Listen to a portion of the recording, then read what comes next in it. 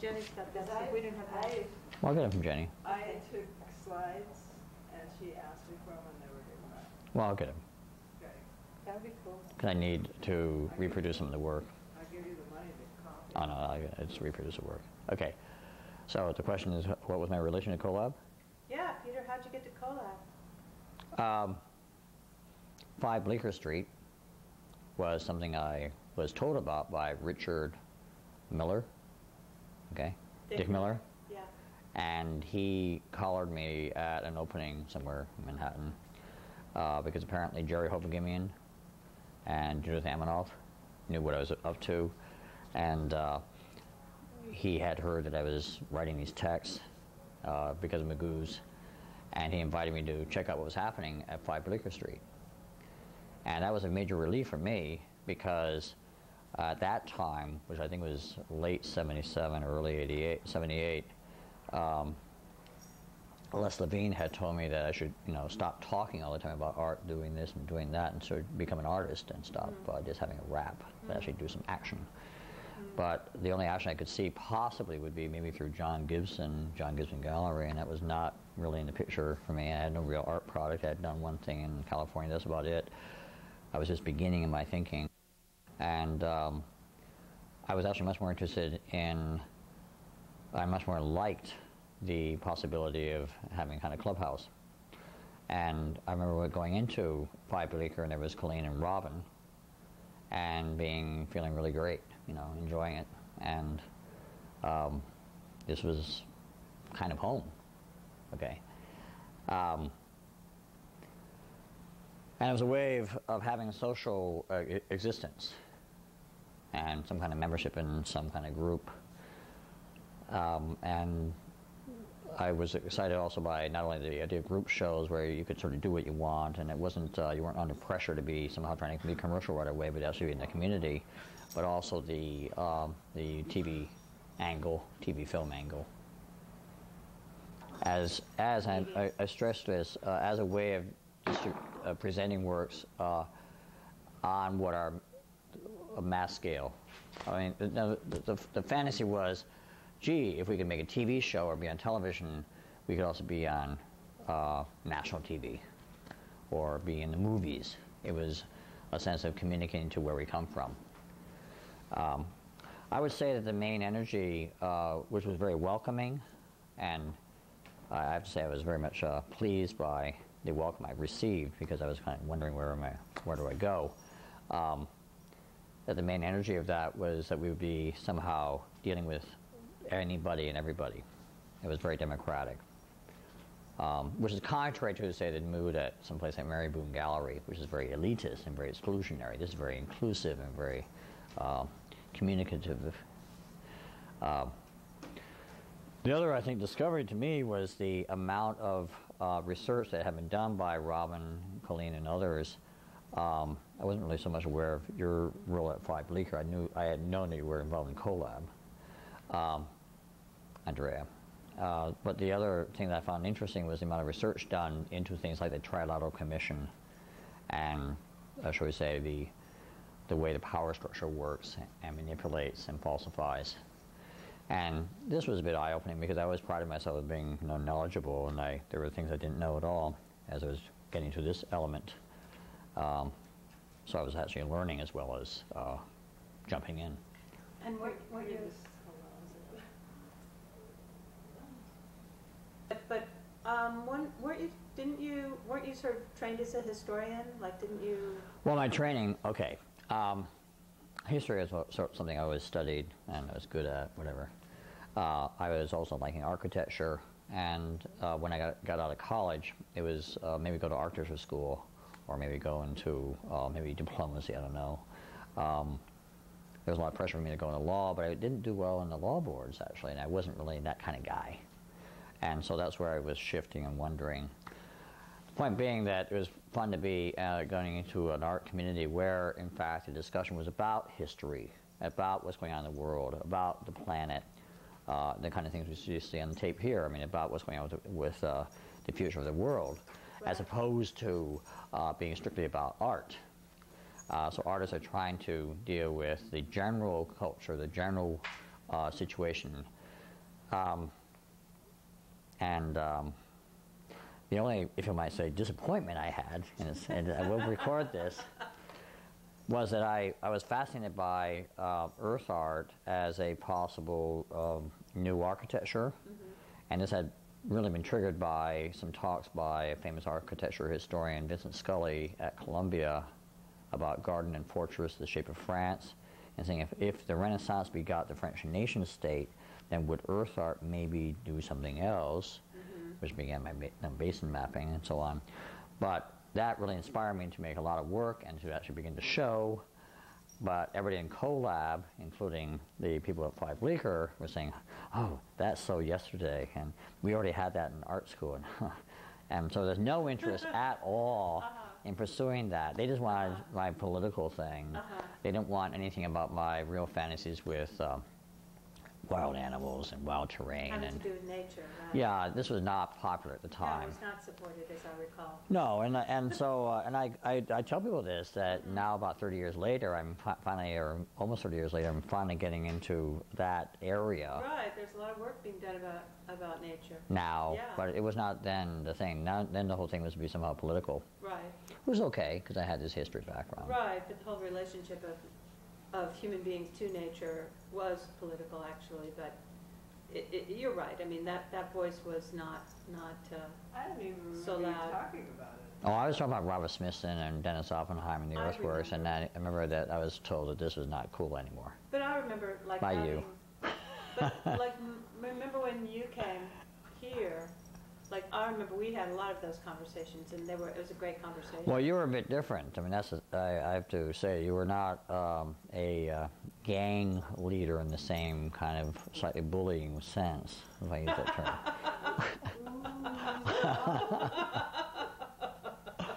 I mean, the other gang leaders, especially Robin, I can say, and Coleen was sort of there too with him, Yeah.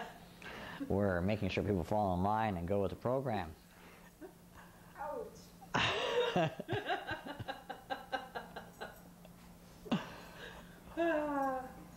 Okay. What was the program then? The program was to be politically aggressive and to have a kind of countercultural vindication and to make sure that the ruling class is scared somehow by our commotion. And that was especially voiced by Robin. And part of my, if you will, disappointment over the years was that what happened really was that more or less the energy was diffused into the gallery system and, well, lost its punch. Right. I remember your work at the Times Square.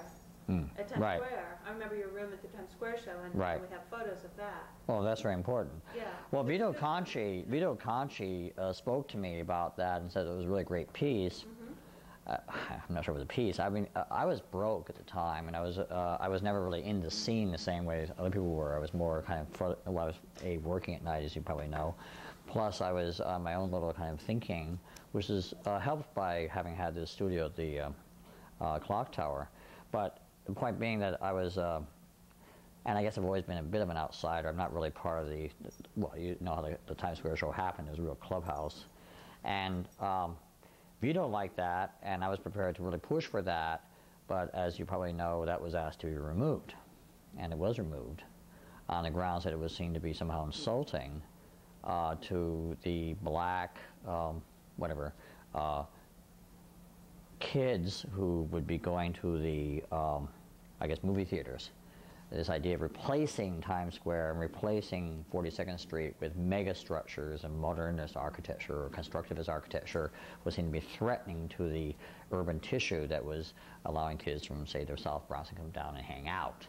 And which was, to me, I must say, amazing, because when I had shown this at the Fashion Moda, the kids really liked it. Well, They really liked the idea of having the South Bronx have these kind of structures. Right. And that was just an instant response of people around. Like, even when I was carrying the thing on the train, kids who live in the neighborhood would go, hey, that's really neat. Maybe I could have my house be like that. So, I mean, there was nothing that was racist or that was anti-hip-hop culture about it. But it was read, I'm sorry to say, by people in the show who were kind of trying to direct the show, that this was somehow an elitist thing. I didn't remember that. Can you Well, I you was say, thrown out of the show, you said that basically. your piece in the Times Square show that people asked you to take it out? It was taken out, yeah. And it was taken out, and Sorry? this was... Did I have something to do with it? I No, don't remember you being- well, Charlie and Tom did, but that's okay. No. I mean, not Charlie, but Tom? no, Tom and John. Are you kidding? Well, John especially, yeah. Except for- John felt that it was an insult to the kids, And what did they say? and Tom went along with that. So what did they say to you? They felt that the gesture of having megastructures implying a urban renewal scenario, I think that was what was alarming to them, would be alienating to the kids who want to be able to go to the theater and hang out and do the things they were used to. That some kind of vision of a replacement of their urban environment there on 42nd Street was a threat to their lifestyle and to the way they would get down and do this and that. And I wish you could say it's true. I think that one of the maybe points of conflict between me and the other people in Colab was that I never read comics as a kid. I always read things like the New York Times. I was always looking to be somehow involved in the history-making process. I had a very different, I never went to art school, I never took art courses. I never, I did bicycle riding and some things, but it was not the same kind of guy, okay? And you could say, as is often said in art reviews, he's a bit elitist or he's a bit, formal. And so I would not jump into the breakdance hip-hop situation.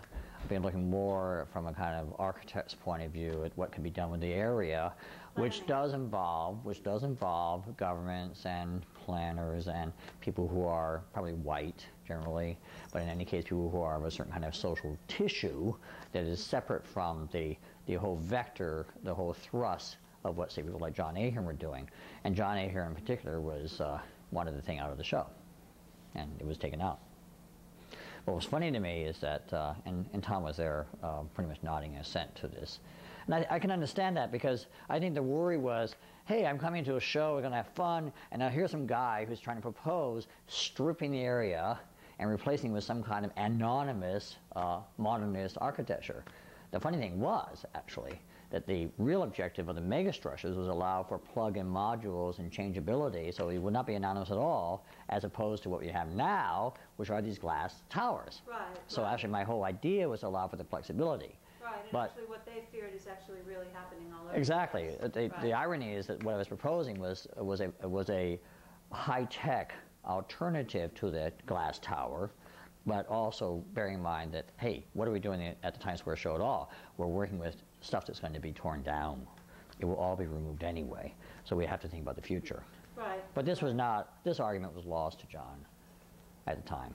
He's since, we talked about it. You know, one of the things that came out of that also was, I think John volunteered to me that the big difference between him and me was that he was Catholic and that I was Protestant. And that this was a, if you will, religious gulf or gap. Tom, I guess we would say he's Lutheran. The point being that it was very funny. We kind of articulated the fact that we do have religious differences in the way we were brought up, which do have fundamental differences in orientation towards art and towards communication. John is a Catholic priest, basically. Right. And his works are icons, Right. as Saint People this and often Saint that. refer to him as a priest. Whereas in our lives. I'm much more this kind of slightly boring Protestant, well, Christian Science, positivist, rationalist, a little bit removed from the public, maybe elitist, I don't know. Martha Russell says I'm technocratic, or has. We're taking a very solutions-oriented approach to things as opposed to a representation of feeling or approach to things. And this was seen as alien energy in the Times Square show at that time. And it wasn't that well made, so it was thrown out. There was a little bit of a thing about newsroom, but that was something separate. What was funny to me historically is that Vito Conchi liked it, and I guess I owe it to the world to find a way of somehow recreating that. As you may know, I'm doing the same kind of designs and so on in Berlin now for the Palace. I think I showed you that. Nice. So, and the funny thing also is that this is not really modernist, it's constructivist, which is different. And It's like Archie Graham. And that has never really happened. It's unrealized architectural thinking of the 20th century, crushed by Stalin, or crushed and separately by, I guess what you would call the building trades real estate industry, because it's not able to deal with the idea of flexibility in building, Right. because it's dealing with lots and plots. Right. But it's possible. That was the funny. This maybe one anecdote here about shows and how they happen, which I want to put on the record in terms of art history and the history of ideas and activity. The real estate show was more successful for me in terms of what might happen. I wasn't kicked out and so on. And was more, shall we, even down my alley. Was where I really evinced the idea of community vis-a-vis, well, as you know, algae and all that. Okay, good. Mike Lear was very praising of what I was doing and was very interested. I appreciate that because I was a bit of an outsider, and it was great to have somebody really, this is a good Peter, okay. But here's the anecdote I think is quite telling about art and where it's going, what's going on. Hans Hake was there, and Hans Hake said to me, "You're in the wrong place. You really shouldn't do it here. You should do this stuff in the Upper East Side. You should do it with rich people. You would never get anywhere with these poor people in the Lower East Side." Which may or may not be true, but that's what Hans Hake said. He said it quite forbiddingly, like, you are wasting your time in the real estate show. Joseph Beuys went there, and he really liked what I was doing, and he then told Peter Mudding and Ann Messner, and that's how we did this thing in the Ruhr, which was my real chance to get started, in Europe and also in some kind of credible level. And what I think is also funny is that the person who volunteered to translate my whole text about the Ruhr was Christoph Kohlhofer, and he also made a big color illustration of it. So there was a very, I think, a warming to me situation where not only did Beuys respond to it, but then also Peter Mudding and Ann Messner were getting coalesce the energy to make something happen. But then Christoph Kohlhofer, in a way which I find actually even astonishing to this day, for no money, spent days translating what I wrote, and I actually owe him not just a favor or something, but somehow a lifetime sense of, you really did a huge thing.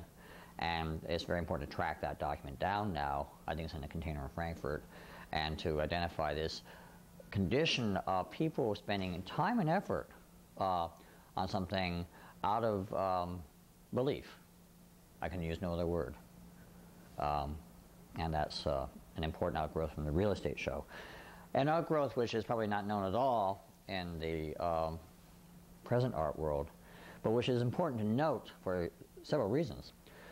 When I went to Germany, say in 1990, and I did some shows, this and that, a major review appeared in the Frankfurter Allgemeine Zeitung with a big photo and everything else, and it was written by a guy who had seen the Ann Messner, Peter Mudding show with Beuys in the Ruhr in 1981 or in 1980, and had noticed this guy Peter Fend, whatever.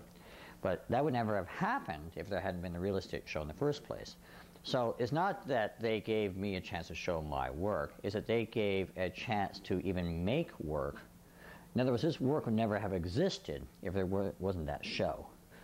No gallery would have had such work happen. The fact that this artist-run show or theme show about real estate in the Lower East Side was taking place led me to then think through it and produce something that was a new thing for me, and then that was responded to very interestingly by people in Germany, which then had long-term residues because it led for a very substantial popular reception in Germany much later on. And if I had gone there as Peter Fend, represented by a gallery showing, say, even what was shown in California here and there, it would never have happened. So that it wasn't just that these artist-run shows allow artists to show their work, is that these artist-run shows allow the artists to even have the way of making entirely new work, or to an entirely new direction of activity. Whatever reward I have received in Germany is directly resulting from the opportunity made by, say, the real estate show.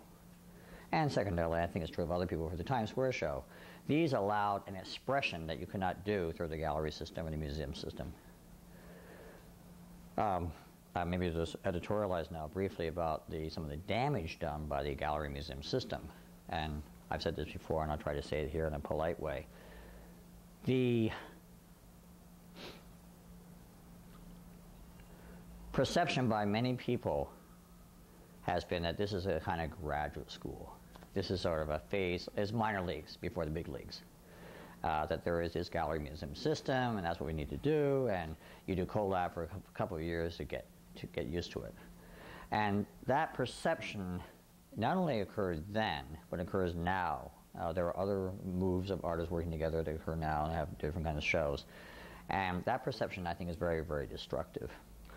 Because what really should happen is that the kind of energy that is in the collaborative projects kind of activity, that the kind of energy going into these shows and these TV projects should continue lifelong, and could even be part of a whole career or business, because it's very different from what would occur if you're absorbed into the gallery museum system.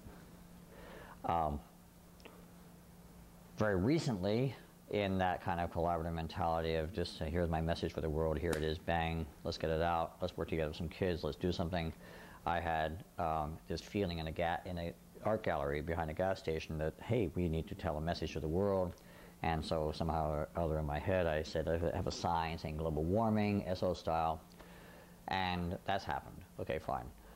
To me, the, if you will, tragedy or the absurdity of what happened is that as my art dealer got into that, and as there were a number of shows and so on, somehow relating to that, the sign has been sold, say, 10, 15 times, well, new versions, and never in public, so that you're essentially paid to shut up. I mean, sure, I get some money, but I'm being silenced. Right, that makes sense. And this is a very, very problematic way of living life. So the collaborative projects thing needs to be seen not as a graduate school type thing, or not as something between our art college and the real world, but as some kind of sustainable, ongoing lifetime practice, because its fruit and its impact in the public is profoundly different from where if it's just in the museum gallery system.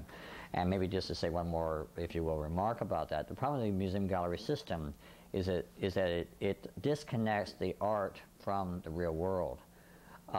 The profound amusement and also disappointment I have with anything happening in, say, an art show in a gallery or in a museum is that people will see the show, they'll like the work, but then if you sit down with them afterwards at dinner or even a few weeks later and talk about something, it would be as if they never saw the show.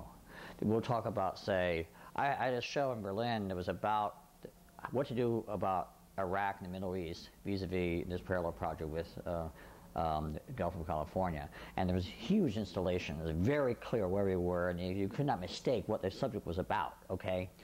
But several weeks later, say at another art event, we're having dinner, and in dinner you can start to talk about the real world and what's going on.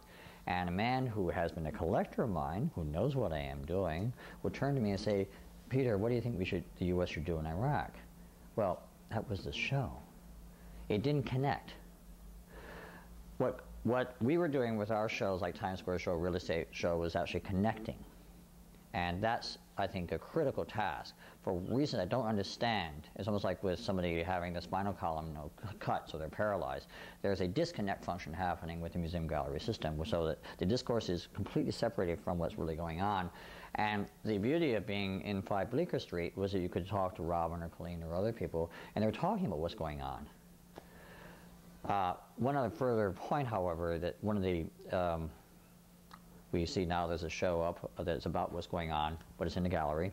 If you go to the opening, done by one of the people in Colab, if you go to the opening and you see everything else, clearly there is no connect between what's being said in the show and what's going on. So even if you try to discuss current events in the gallery museum system, it won't work. So that Colab is not a preparatory ground for going to the gallery museum system. It's an alternative to the gallery museum system. And the alternative has been damaged, in some sense, maybe, I won't say destroyed, but certainly torn apart and discredited, or at least denied, by people from the museum gallery system. And that was very evident with the, shall we say, immediate aftermath of the Times Square show. I made that remark, and I think I told you the outcome. I was actually threatened to, shut up or else, when I was pointing out that some dealer had sort of single-handedly torn apart the whole effort. So could you talk about that? I didn't know you did this. Well, I don't know if we should put it on video. I can put it on video now. What I essentially said, well, I just said in an essay published somewhere that a certain art dealer had, as far as I could tell, single-handedly destroyed Colab in terms of making it no longer a force, because the art dealer had sort of decided who would be exhibitable, and from that, then other galleries pick it up. But all the work was separated out into commodification in the market for collectors. Remember that collectors want nothing to change. Collectors want eye candy. Collectors want investment. Collectors are not interested in what you're thinking about. It was okay, but it's a source of money, but it's not the source of change. And it should not be the real money, just sort of a little bit of money here and there. Anyway, I made that public statement, and then the person's wife said that she has had the experience of working with tough people and knows how to deal with people who are not behaving themselves, and I should really watch out.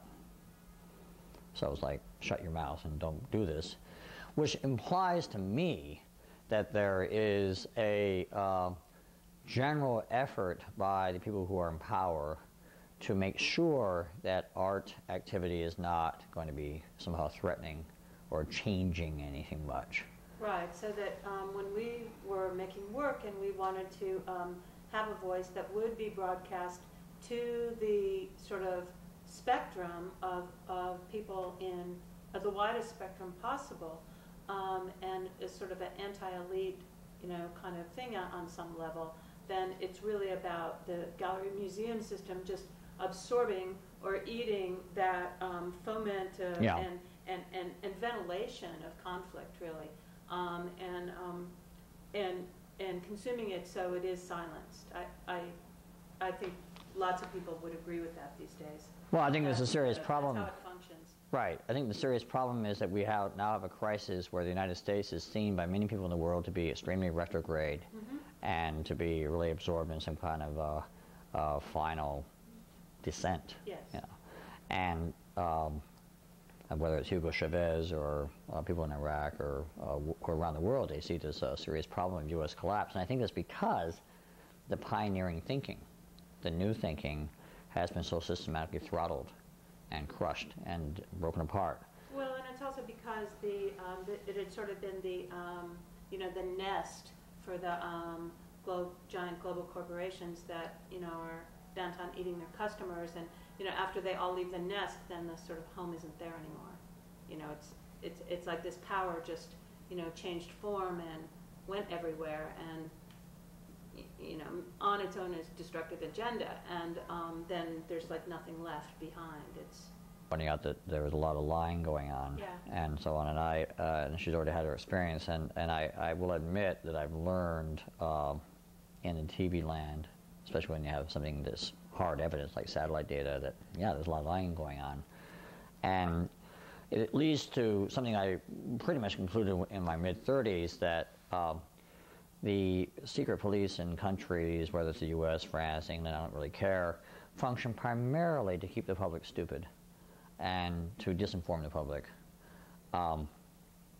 And they also do some things with foreign countries, okay, fine. But the main function is to keep the public stupid, and it's essentially a condition of civil war. That is to say, an elite in the country decides that it will maintain its power, and it will make sure that anybody coming up with new ideas will be crushed.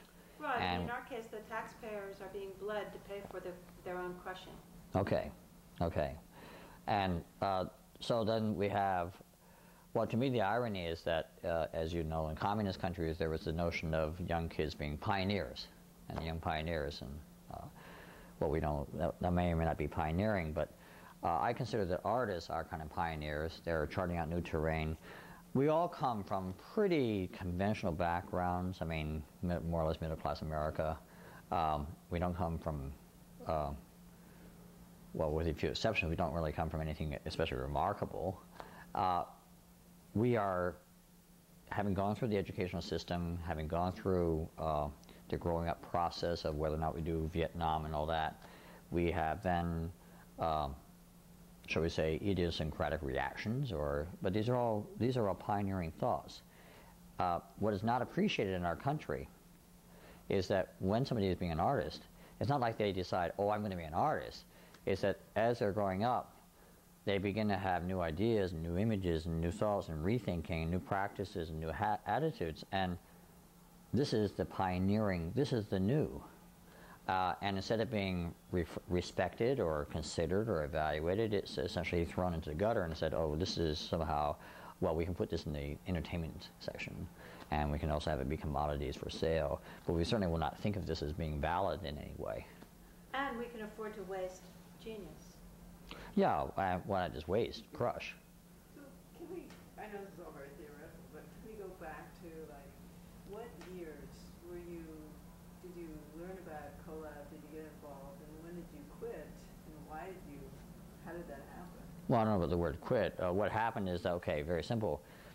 In 77, okay, I entered the art world in 76 in terms of starting to work in the Fulton Fish Market, first meeting Wolfgang Stehler,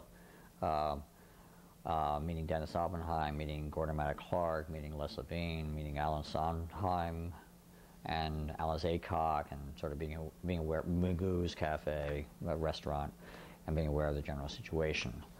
I'm not quite sure how it is, but I became aware in 77, I guess when I saw the NEA list of people like Coleen, who got an NEA grant, I guess that year, is that right? It was somehow listed. And I was aware somehow or other, I guess through Dennis, that you existed or something. There was this kind of activity. I didn't know about it really. It was really Richard Miller who got me to know where to go, a certain address, a certain place, which I think was late 77 or maybe even early 78. In the meantime, what had happened is that in late 77, I heard this talk by Vincent Scully, and at Columbia, referred to me by a guy from my college who was an art history professor, who said, well, check this out, you know. And I did, and this caused all my thinking of the time, which I was doing a lot of writing about, to really go into drawing. And this led to some kind of show in Caltech, and then somebody at the PS1 noticing it and wanting me to have a studio at PS1. So I became somehow a member of some kind of community. As far as Colab, it was just that I saw this as definitely a superior way of, or I won't say superior, more possible way of expressing whatever I'm thinking about than trying to go through the only gallery that seemed to be in view, either Ronald Feldman or John Gibson, and I don't know, I just didn't see how I could get to that hurdle. Now, about what I did is that I took part in, I think, almost all the shows that I was aware of, or I think so. I think starting with the dog show, there was already activity happening at Robin's studio, for example, on Broadway, so I was a kind of later arrival than other people. I was not involved in that. That was before my time. Right, the dog show was in 77. Yeah, that was the first show I took part in, I believe. Mm-hmm. How about Animals Living in City? Yeah, I took part in that. Yeah, that was with Christy Rupp, as I recall. Mm-hmm. Yeah, I mean, all those shows, what was really great is I believed in all those shows. Income and Wealth, were you in that? Yeah, I was in that show. Yeah. Doctors and Dentists? That might have been before me. Uh-huh. I think it was before me. Right. But Income and Wealth, I remember doing that. And that's the thing, I liked the topics. I thought they were great. You know, we had a chance to really tackle a big thing, and then you can make it pieces. Again, it was very different from the gallery situation because you don't have your studio. You really have this kind of congress, and then you enter the congress and it goes someplace else. And I actually point this out to people who say, well, why do you shows? Sometimes I do a show and there's no money. And I say, yeah, but because actually if I don't do the show, if I'm not engaged, I don't really know the discourse. I can't really I don't do stuff in a studio in that sense. I'm not just this genius, lonely studio artist creating it's always a conversational process of some sort. And these shows were very good because they allowed you to have something to stand on. The dog show or whatever was, or especially the income and wealth show, okay, I'll tackle that issue. I feel able to do that. It gave me a tremendous sense of comfort and willingness to go ahead, where I'm not having to think about my identity and whether I'm a good or bad artist. I can just think about what I can contribute to this event. Right. And the event became almost more important than the self, because, or what I had to say was like, what is going on with the income and wealth show? What are people saying? And so there's a discovery process that was, I think, very important to shaping also how we think. All this is completely written out of most of the art history I've seen.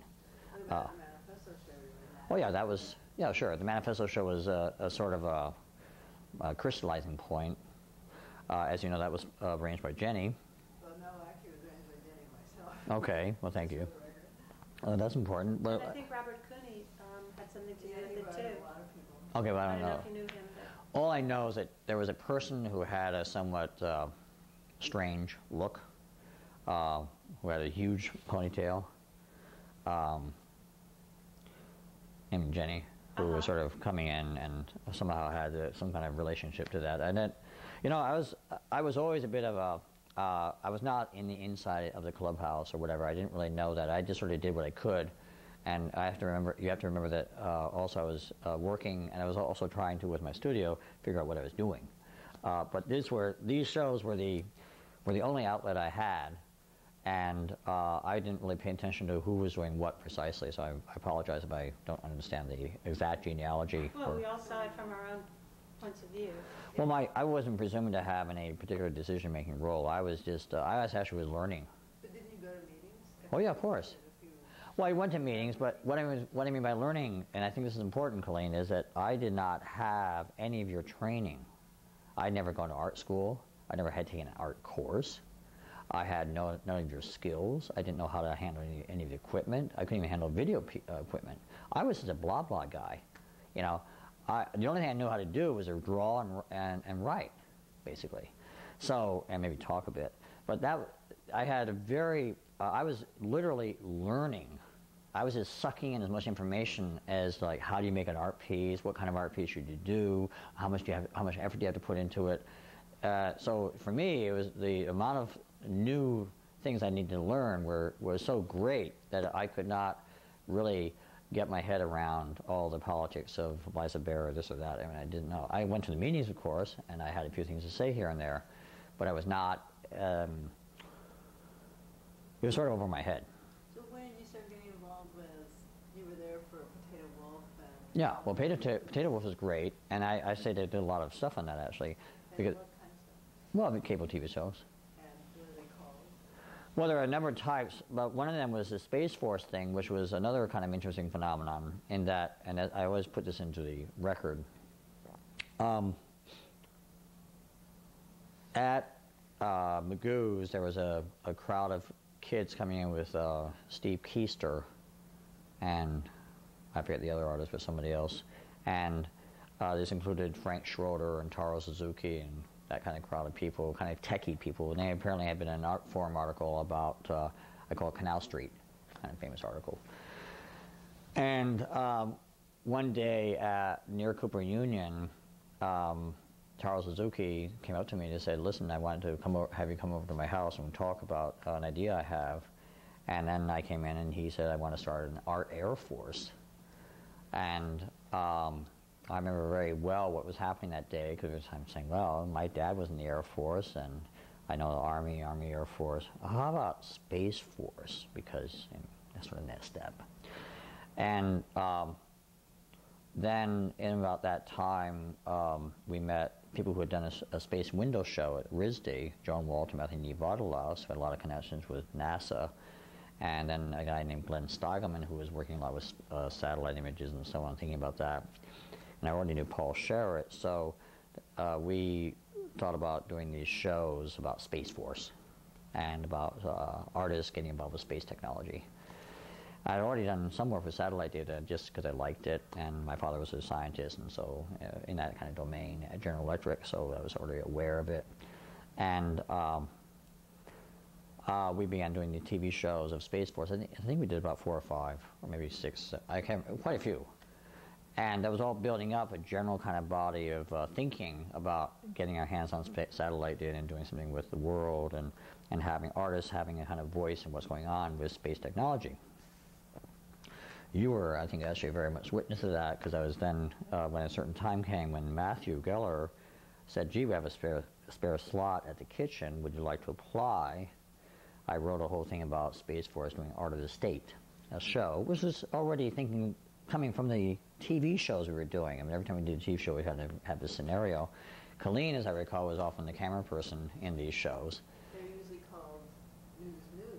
Well, there was both. There was both Space Force shows, and there was the news shows. There were 2 series going on. There was yours actually said the one with Tara says news on it, I think. Oh, really? Yeah. Well, so you know what. I think that's where the newsroom came out of. Right? Well, I think it's I very. remember pages that say Space Force on them. Yeah. Well, I think it was very. It may be that Space Force is actually part of news. I actually don't remember, and I think it's very important to get all that stuff out and see what it is again. Because part of the reason I select what I select is that I've been going through my own, if you will, battles over what happened with other people in other countries, and I would just say, well, it all started in '79 with Space Force, and. I do know we did these news shows, but my impression of news was that was actually one of Coleen's productions. Now, one of the things I did like about Coleen's, if you will, capacity, I remember this very well when we did the Italy Wins World War show. But that was not your idea. Well, yeah, but the thing is, you were the producer. What was neat about working with Coleen is that she had this kind of bounce with the show. I don't know how you do it, but you go in, even if you're behind the camera or producing the show as she would, the atmosphere was very conducive to good TV. You know, I don't know what it is, and I'm not trying to say she's a genius, maybe she is. I think so. Well, no, think but so, there's something no, about the there's something climate of more, opinion about the right. smile or the personality or that, yeah, you can do this. I think that the great quality that Coleen had, and Robin had this, it was in the general kind of Colab thing, was go ahead, do it. And no one's going to like judge you or examine you. And this welcoming quality was very important to creating the kind of the juice. Right. Except for that, political harangue that everyone, Rob and I gave you. Like the... Quite frank, that some of the stuff that went on in recent years was in some sense, what happened at the Times Square show was not fair to me. And I feel I would deserve something responsible, and I think I got it. Did you know they did the Basquiat, right? Oh. Remember the Jean-Michel Basquiat story? No, I don't. He wrote free sex across the door. Sexual advice. I thought it was free. No, I had an argument with him about it. But then, did you paint it over? Somebody. I didn't paint it over. I just said, this isn't good because it's bringing all these men in here and there's all these women here working and they're harassing us. But it was funny. It was funny. It just wasn't the name of it. Well, yeah, there was a lot of censorship going on. There was some arguing going on, and that's what happens in the process. I mean, there's people painting over, each other's work in those big murals. There's all kinds of violence that went on, but wasn't that the danger of working in big groups and working in a group? Well, is that the danger of life? I don't know. Well, now that you're working as an individual, you don't have people censoring you, basically, right? It's either you sell or you don't. You're saying the whole system is censoring. Right, but it's by selling or not selling, right? No, there's other things going on. I mean, there's definitely government interference and manipulation and management. This happens in Germany, for example. There are people who are promising to buy something, and then they want to meet me, and they meet me, and they meet me, and it's clear that they just want to get information, and it's not good. because I raise disturbing issues and all that. And I think that there's I have to say, in my 56 years of age at this point, there's no doubt to me that there's a tremendous amount of manipulation of art by governments for really silly reasons. I mean, everybody seems to want to be in the game of deciding what culture is going to be and what's going to be opinion, and is almost out of some kind of jealousy. You know, they're the artists doing their thing, but we know better, so we're going to try to select and decide, and so we're going to be kind of the meta artists, and this is done by regimes all over the world. Whether it's Joseph Stalin vis-a-vis constructivism or the U.S. CIA vis-a-vis American artists, and it's really an outrage.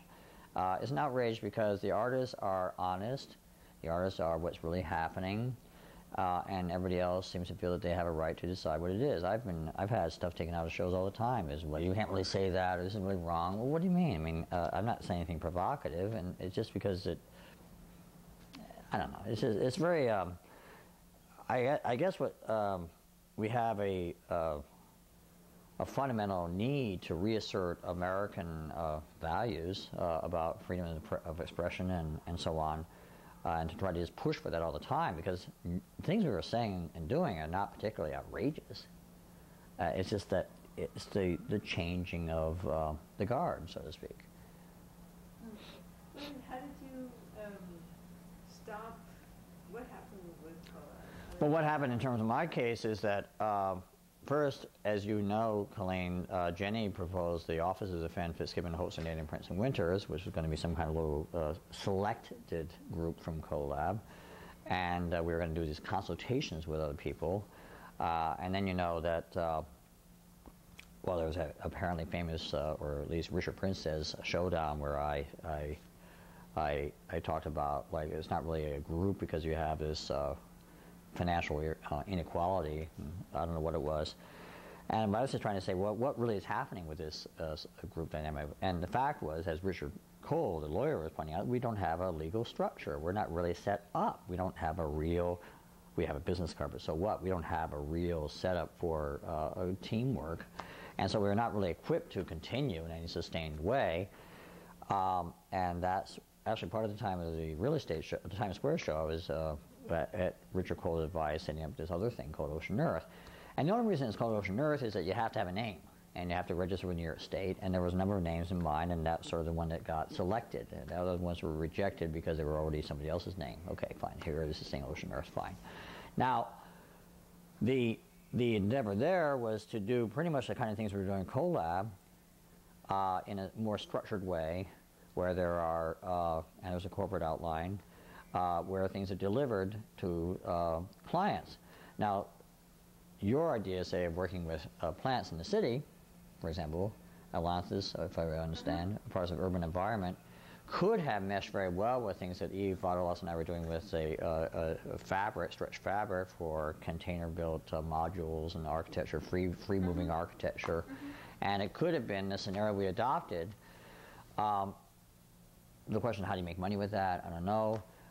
It just so happened that one day at Magoo's, Coleen and I and Paul Sherritt sat down and pretty much decided that we were going to try first with satellite data, because after all, it's a lot easier than doing earthworks or trying to even do buildings. And so we did that, and we, I guess naively, thought that we somehow would make some headway. And we ran into all kinds of problems. And I can put on the record that one of the major problems was Ronald Feldman. Ronald Feldman passed along the information about the whole list that was prepared for this thing called Space TV that he was going to put money into. He passed that along to people who were trying to make sure the Space TV doesn't happen. And when I asked Ronald Feldman, people from the CIA, when I asked Ronald Feldman, have you ever been approached by anybody from the government, he said to me, I would not do such a thing. It's not a choice. You do get approached by the government. And so I've just become very aware that, as I've been told by many people, and I have these people meeting me in Zurich and elsewhere, well, you know, what you do is a bit sensitive and we have to kind of control it. What is so dangerous about trying to have renewable energy, or we're trying to have public understanding of what's happening on the planet? It's only dangerous to certain Fortune 500 companies. It's not dangerous to the country. is dangerous to certain industrial practices consolidated in a certain financial balance sheets. So that you actually have a case almost of very systematic suppression of the new in the society.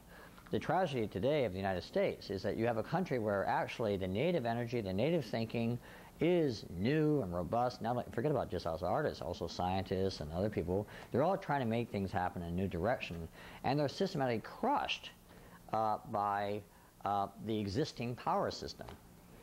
It's almost as if, to me, that the big tragedy of the U.S. is that we had too great a victory in 1945. And you see that now in someone like George Bush, who is the son of a guy from 1945, who is essentially continuing in the last desperate efforts to maintain that world order. Not possible. And so the past is dominating over over even our own past. Some people would say that all those people came back from World War II and like just weren't expected to do anything else.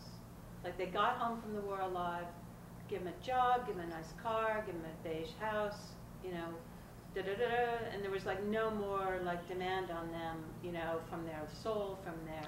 I think that's true. I think there was a real desire to stop history. The feeling, well, we won the war, that's it, finished, no more dynamic. Yeah. That's actually quite well expressed in something I've learned because I do a lot with geography, and the fact that in 1946, I believe, or 47, the CIA, or the emerging CIA, issued a kind of understanding we would cancel geography at Harvard and other schools around the country. It would not be a field of study because you don't need to know it. You don't need to know what's going on with historical geography or anything. All you have to do is just do your job as a lawyer, or do your job as a dentist, or that's it. And artists would be seen as marginal people who we're going to let them blow off steam, and we will allow them to become individuated, and that's it. Getting back to Colleen's question, what happened is that in 1982, as you know, you were there, we began making some TV sales, and then later in 1982, it was becoming necessary to go overseas to do anything for logistical reasons, and also because there you could do a lab. All the labs in the U.S. where we could do the imaging, the processing of the satellite data, were not available through something from the Scientific Applications International Corporation, CIA backwards, who said very plainly, you cannot do this. And also an Admiral Stevenson out at Scripps Institute of Oceanography, U.S. military guy, said, we're not going to let you do this in America. So, well, then you have to go to Europe. So this became more and more of a departure. And by 1980, well, I was always going away to do that, and by 1984, I was really gone. Yeah, because I remember you were here in 81, and you and Mesner and Peter Munich did something here, which you gave me the picture of the other day. And remember Anne had those structures out the windows. And, oh yeah, right. Right, and then I just don't have a memory of, like you just seem to have like, I just don't have a memory of like what you were up to. Well, I got that studio, as you know, and that's when we got the money from NBC. Then I was able to pay some debt here and so on. Oh. And then then I also, with the money from CBS, got a studio and was able to really become, I thought, to launch. Right. But launch crashed immediately because we were shut down. In fact, at that time, the FBI went over to Wolfgang Stahler's house and said, "Where's this guy Peter Fend? We have to talk to him." And I was in Chicago at my father's house, and someone called up and said, "Do you know Peter Ford? Where is Peter Ford? Who's Peter Ford?" Well, that was kind of interesting. Well, yeah, and as you know, as Coleen knows, there's been this constant ongoing discussion. And whenever I see this guy, and I saw him last night at Jenny's thing, you know, it's like, oh, you're with our team, right? You're on the A team. Well, yeah, I'm on the A team. That's okay. I've been in the U.S. team. But, I mean, why do I have to do it by your decision about what A team is about? Right. I mean, why is it that I have to be with the Dick Cheney team when I'm on the A team? Why is it that being on the A team means helping ESSO? Quite recently, in the year 2000, I was invited to set up a big operation in Indiana by the Lilly Foundation with a couple $1 million. You know, really do all your maps and everything else at a technical school and so on, using a big campus thing. And the idea was renewable energy. And then a board member from the Lilly Foundation with ESSO flew up went in there and had a meeting the morning before my meeting to say, you're not doing this thing, said Peter Fend. We're not going to have any of this renewable stuff done. And end of project. The whole thing collapsed. So that ESSO is making sure that initiatives that should not be seen as their turf, I mean, sorry, this is with another institute and everything else, with a drug company, basically, won't happen. They monopolize this whole field. And it's also expressed in British Petroleum saying that they're beyond petroleum. Maybe one little footnote there, and that's what explains my show now in Germany called Beyond Petroleum. In 2001, after the World Trade Center was blown away, and I had the studio there to do stuff started here in New York State by New York State Sea Grant Institute with China for exactly what I'm talking about, this idea of renewable energy from the ocean. So I mean, nothing new, we're just trying to get it to happen. I had the studio there, it got blown away. My immediate response was to write an article, cover story in a major art magazine in England, in which the opening sentence is, to get beyond the present impasse problem, we have to go beyond petroleum. December 2001. British Petroleum uses that same word, beyond petroleum, copyrights it. I can't use that word anymore. Good. They control the future. They own the future. And when I had a grant recently in England to do just this, every attempt to get near the water to go into doing something real was stopped by this and that authority saying, no, this is not allowed because it's the Queen's property, this and that. Aye. Impossible to do the grant, which incidentally is why I then went ahead and tried to do it with the Guggenheim Foundation. So it's barrier after barrier after barrier. Yeah. Erected by this other agenda. Which are simply industrial interests that have no national right to exist in perpetuity. They will not give ground to the new. So let me see what I have. What are the questions? The questions are, how did you become involved in Colab?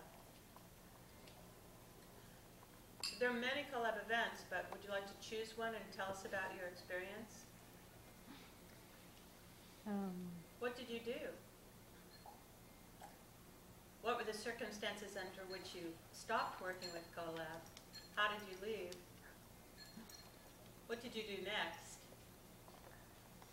And maybe, what does it mean now? All right. And how about, what were the rules of Colab? The rules of Colab, well, the rules of Colab were, Colab was kind of something you were magnetized to. You found out about it, showed up, and decided if you could, some of us made a way